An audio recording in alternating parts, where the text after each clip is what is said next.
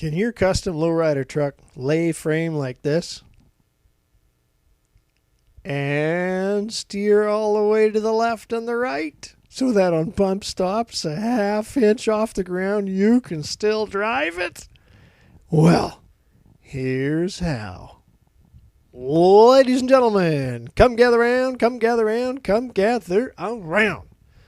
Today, we're going to be cutting up the inner fenders so that we can lay frame. Have this thing sitting on the ground, looking all sharp in the parking lot, and still be able to steer this thing, even if there is no air in an air ride suspension.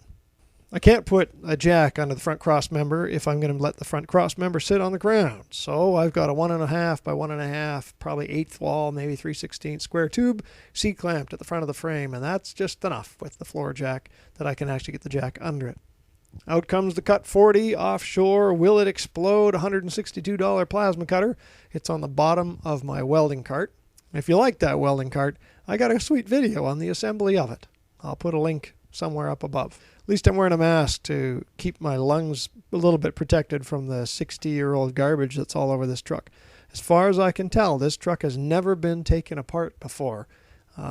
It's all there. It's all complete.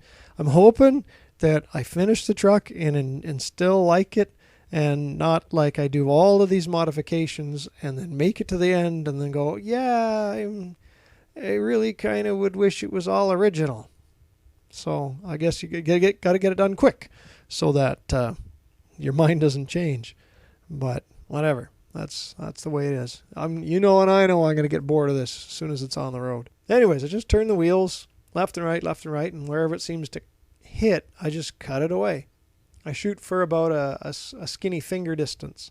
This is fully dropped on the ground with no bump stops and no ground clearance at all. So this is as tight as the fit's going to be.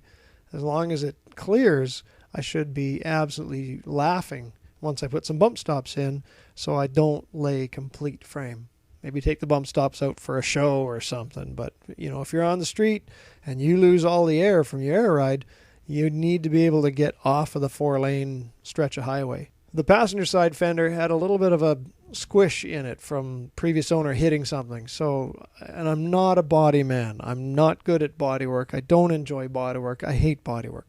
I'm going to get very good at it, but I'm not enjoying it at the moment. So I'm trying my useless skill collection to try and hammer this fender back out so it's not quite so hideous.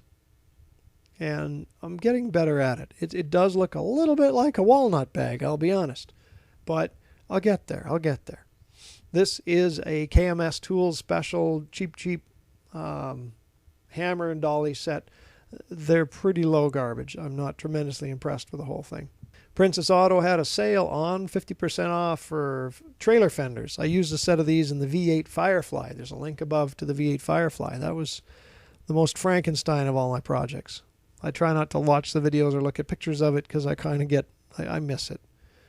But anyways, trailer fenders. And they come 9 inches wide, but I need more than 9 inches. So I cut them and shaped them and turned them into what I wanted them to be. Now, a smart cookie would go, Mr. Wellwood, don't you have an English wheel? Why don't you just English wheel some fenders in the width that you wish that they were? And you're right. You're very right. I'm afraid of the English wheel, I'll be honest. I call it a French wheel because I usually use a lot of French when I'm working it. But I'm comfortable with a MIG welder and a shrinker and a stretcher. So I widened the set. I bought 3 fenders. I put 2 together to get them wide enough. And then I used the third one to finish, which you'll see in a little bit. Welded them thoroughly inside and outside so there's no gaps or cracks where any moisture might get in. Of course, I'm going to undercoat the mother-loving snot out of this too. I'm also going to put some kind of inner fender structure in this to keep road crap out of the typical rust areas of these trucks in hopes that it lasts a little bit longer.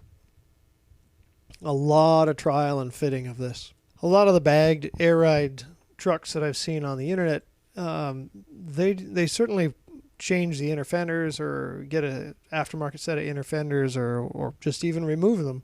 But one of the things they don't do is really allow you to steer full left or full right. It's like you get the wheels pointed straight ahead and then you drop the thing on the ground and it all magically clears. But I don't want that. I want to actually be able to drive it and have no fear about whatever might go on. So I have to cut the outer fenders about as far as I can. I'm at this point not totally sure that this is going to fit under the hood. So leave a comment below if you think I screwed up and there's no way the hood's going to close over top of this. So we'll find out and we'll see. And the winner gets a pat on the back, courtesy of the person closest to them, in proximity, not in relation. Anyways, here's where the third fender ends up, and it goes on the inside. Fair bit of fitting, fair bit of trialing, and then finally, okay, I think I got it. And weld her up. I welded it to the inner fender, tacked it in a bunch of places. Some of the metal is kind of thin, so there's a fair bit of stitching in there, and but I'll finish it up. I just need to get an idea where it is. The fenders stick out 1 inch into the outer fender. Well, I guess not entirely. There's kind of like a raised flange where the fender bolts onto the inner fender. I cut 1 inch beyond that. And I think there's about 1/8 to 3/16 of hood that can fit past there. But I haven't trial fit the hood on yet. So I really am hoping it fits. I'm not really sure. Anyways, it's kind of fun to do this. Making sure everything fits. Try to duplicate it left and right. And then it's, you know, when you're a real perfectionist and your skills aren't where it is in your head, at some point you got to kind of convince yourself that, yeah, it'll work. It'll be fine. I'm sure the people in the car show fabrication shops don't go to the 4 decimal places of perfection. Canadian Tire had a sweet sale on cutting discs, so I bought a whack of those. When Canadian Tire has sales, they're usually sweet sales. But I sure went through a lot of discs. Some of these I got kind of tired of cutting with the cutting discs, and I switched to the plasma cutter. But the cutting disc is easy. I got 4 angle grinders. They all got something on them. Anyways, tack it all together. Try to keep the heat down. It's all going to warp anyways just to spite you. But if you can keep the heat down, it's not going to be quite so bad. It's always kind of the nervous. Am I sure I got it right? I made a patch out of a piece of might have been a washing machine. People throw away old appliances and I go and scavenge all the sheet metal. And I did all the forming and shaping with it. And I've also patched where the hole was torn from the spring puller for the original hood hinges. And I think I did one side with a patch from old washer, but for the rest of it I went and I bought some 18 gauge steel. The original body panels are 19 gauge, but nobody makes 19, so I bought 20 gauge. These are the fill panels that go on the outside of the new fenders, and I just put a little beading in there to make it look nice, a little bit of an angle, just what looked nice. I'm not totally sold that I did it right, but it's going to be okay.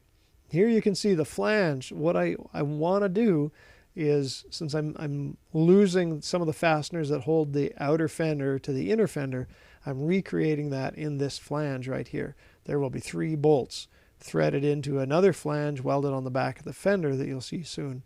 That way it can be bolted up all the way around. At least that's the plan. It makes sense in my head. I don't think people do this, but it's what I'm doing. So those are 18-inch Jeep Grand Cherokee wheels. They're a 5-on-5 bolt pattern, but they're 18 by 7, I think. But they have 6 inches of back spacing, which, while they are nicely tucked in, the wheels are no different than they were originally on the 61. They're just a wider wheel, but they're all tucked in, and I think it should work really good. This is welding the flange on the inside of the outer fender, just so there's a way to attach it and make it a little bit more solid. Gentle welding. You don't want to warp the mother-loving snot out of the whole thing. That would be dumb. With most of the inner fenders taken care of, then I took it over to the bench so I could finish filling in all the extra little panels and getting the shape right. Plus I can weld on the back side, make sure it's all going to work really well. And I got a good look at the back side now that it's off and I see my progress, and there's a whole bunch of different ways I could probably do this. Leave a comment below and subscribe. Tell me the way you would have done this. Tee-hee. So here's cutting out the other side, making sure it fits, trim it, shape it, roll it with B, mark it in the oven. No, wait. Hey, did you see me? I'm using the English wheel. If you put the panel that you're going to bead roll through the English wheel a little bit to pre-stretch it in one direction, when you bead roll it in the other direction, it's less oil canny. So that's the kind of plan that I wanted to do. Yeah, that's the term, oil canny. Anyways, we got this one on, tack it on, and surprisingly, while this is only a few days or weeks later, I forgot how I did the other side and had to stop and think about it more than a few times. But it's mostly all going to be hidden away. And if it isn't hidden away, I'll spray it with textured rock guard just to hide it all. It'll be fine. I usually put my vehicles in car shows within the first year of finishing the vehicle, and then never again, because I don't usually wash them afterwards. I build them to drive them. If you're not driving your car, using it as a car or truck, I mean, go pick up some stuff from Home Depot. Get a half ton of dirt in the back. Use the vehicle. If you're not using the vehicle, what's the point of it? Setting her up, drilling her, clamping, tack welding. This one was trickier, and it really confused me how I did the other side, but I think I got her figured out. And I'm just using, I think, 5/16 bolts. Just to hold her all together, and they're just short enough that they don't start poking into the outer fender. But more gentle welding, and the dent I pulled out it was pushed in a good, I'd say inch, maybe inch and a half, and I got it pretty decent. I'll spend more time on it later on, maybe, haha. But getting the inner fenders on there. Again, keep the heat down while you're welding. These flashing lights can cause you to do a seizure if you're not careful. So I probably should have warned you in advance. Don't watch the welding while I'm welding. And if you find yourself doing a seizure on the floor, subscribe and leave a comment telling me all about it. Because friends don't let friends watch welding. Get your friend to watch this. Get them to subscribe and leave a comment while they're watching the welding going on. I got the inner patches pretty similar in size, both left to right. So as far as completely winging this, I did pretty reasonable in making them the same.